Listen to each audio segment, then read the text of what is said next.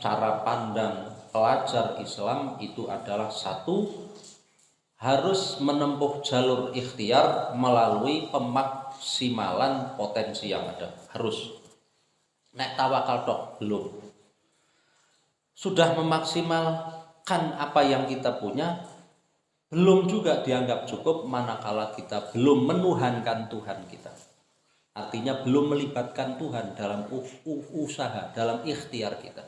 Harus libatkan Tuhan dalam usaha kita. Ini membimbing kita agar kita itu tidak bergantung kepada yang namanya akal. Karena akal itu adalah makhluk. Akal itu hanya untuk kita jadikan sarana. Soal bergantung sukses dan tidaknya kita memperjuangkan sebagai pelajar, itu adalah semata-mata memohon pertolongan, perlindungan, hidayah dan inayah Allah semata. Itu cara taklim memberikan bimbingan kepada kita, sehingga terjadi balancing, keseimbangan antara ikhtiar yang kita lakukan karena memang kita makomnya kasbi, kita makomnya makom ikhtiar, makom usaha dan upaya, maka kita harus melakukan itu.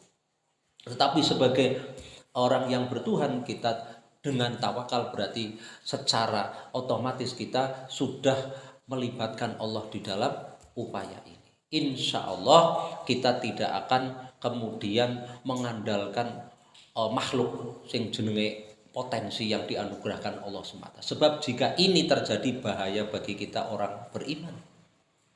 Seperti orang-orang ateis, seperti orang-orang komunis, mereka hanya mengandalkan logika, kekuatan yang mereka miliki, sehingga apa, mereka mengabaikan ada kekuatan, ada kekuatan yang supranatural, kekuatan yang metafisika yang di luar kemampuan orang kebanyakan, sehingga terjadi luapan-luapan kesombongan karena mereka mengandalkan logika. Gedung-gedung dibangun sedemikian rupa, tidak mungkin kalau gempa ini roboh. Pengetahuan sudah sedemikian sampai ke ke langit dan seterusnya, tapi dia tidak menyadari ada kekuatan yang maha dahsyat, yaitu kekuatan Sang Maha Kuasa. Ini bahaya, ini masalah bagi kita orang beriman.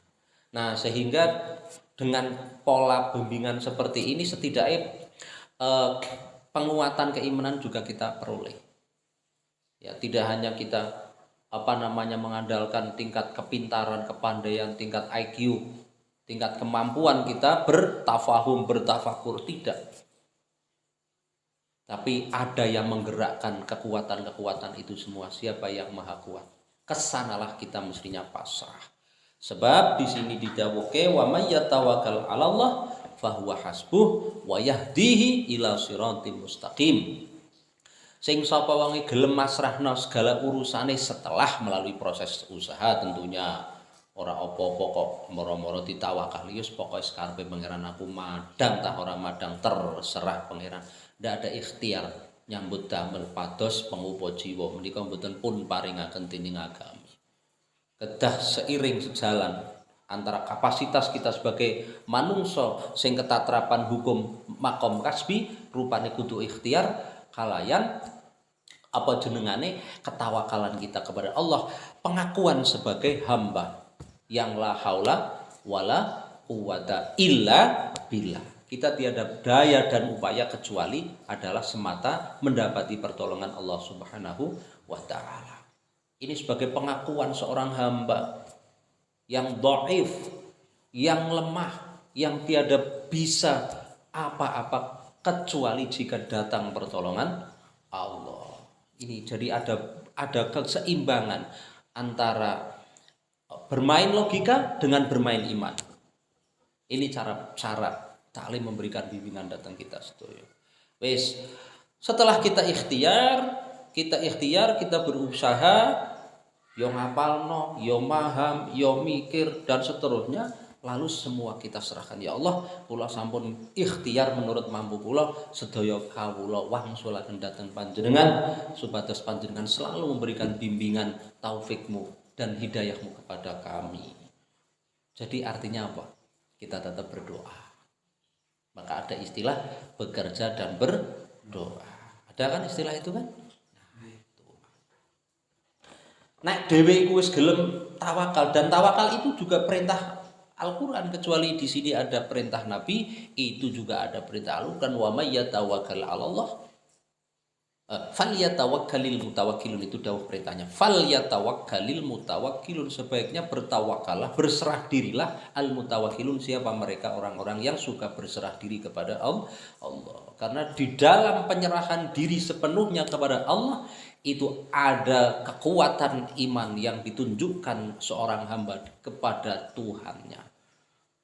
Jika penyerahan secara total itu sudah dilakukan oleh seorang hamba, maka Allah akan memahami dan mengerti serta mengetahui apa yang harus Allah lakukan terhadap hamba yang sudah menyerahkan diri secara total. Tentu setelah melalui ikhtiar.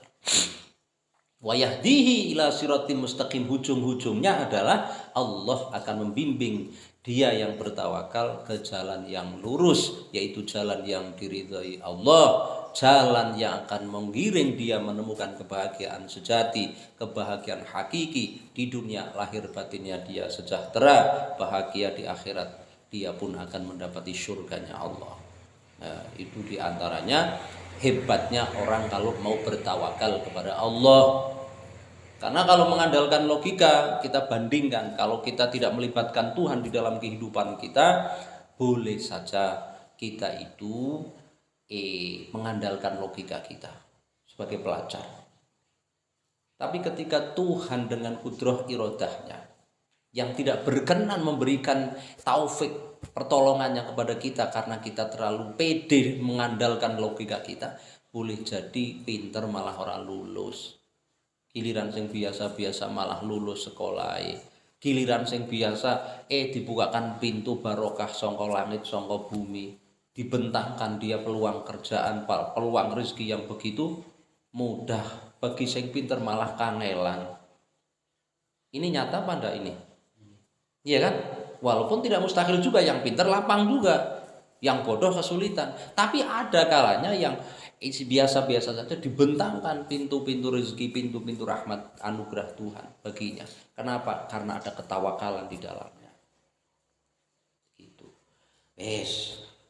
Kalau sampean kabeh sering diajari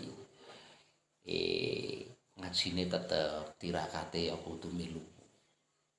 Nah, ning pesantren kan begitu, gaya pesantren kan begitu. Bangun malam, puasa, mangan dikurangi, dolan dikurangi.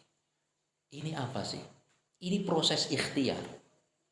Ikhtiare dhewe ngaji ngene, mangane dikurangi. Kemudian malamnya kita bermohon, bermunajat kepada Allah. Jadi ada dua yang real yang bisa dilakukan oleh pelajar di pondok pesantren secara formal. Walaupun pelajar-pelajar pendidikan formal juga tidak mustahil mereka melakukan ini. Ternyata saya setelah buka-buka calon-calon mahasiswa itu banyak juga mereka memberi tip ketika sudah jadi ya, sudah jadi mahasiswa di prodinya masing-masing, pilihan masing-masing. Itu ternyata mereka jangan lupa kita tetap pakai jalur langit, yaitu bermunajat setiap malam agar corok zaman riyen niku zaman Sipen Maru niku pendaftaran di perguruan tinggi. Kalau zaman sekarang apa istilahnya, kula lali nembe maca lali. Ternyata mereka juga melibatkan Tuhan dengan bermunajat setiap malam agar pendaftaran di fakultas itu bisa diterima, di perguruan tinggi, di universitas diterima. Dan ini patut menjadi contoh gitu loh. Patut menjadi contoh kita para pelajar bahwa benar ketika kita melibatkan Tuhan akan dimudahkan urusannya. Lebih-lebih kita para pelajar. Apa yang kita inginkan dari seorang pelajar sih? Menangkap pelajaran dengan baik, memaham pelajaran dengan baik, menghafal pelajaran dengan baik, mengikuti pelajaran secara baik, istiqomah, tekun dan seterusnya. Makanya sing ora patek istiqomah njaluke pangeran kowe ora patek berarti. Maka cok ora kowe berarti njaluke karo pangeran kurang kowe. No, njaluk men diparingi istiqomah gitu loh ya. Tugas saya tidak memarahi sampean, tugas saya membimbing. Iya kan? Tugas men ya apa men istiqomah iku ya dibimbing. Kalau marah ya sampean tambah mecetrat, maring mingsri mbok maring fondawa malah adoh nemen ya toh. Tugas saya tidak boleh memarahi, memberikan arahan bimbingan agar yang kurang istiqomah ben diparingi istiqomah. Sing maring istiqomah sapa ya pangeran. Lah carane men mendapat iki pertolongan diparingi istiqomah karo pangeran ya apa? Ayo iki carane. Ya, kita maksimali potensi yang dianugerahkan Tuhan, lalu kita bertawakal kepada Allah. Niscaya kita menjadi belajar di bawah naungan rahmat taufik hidayah Tuhan. Begitu maksudnya ya.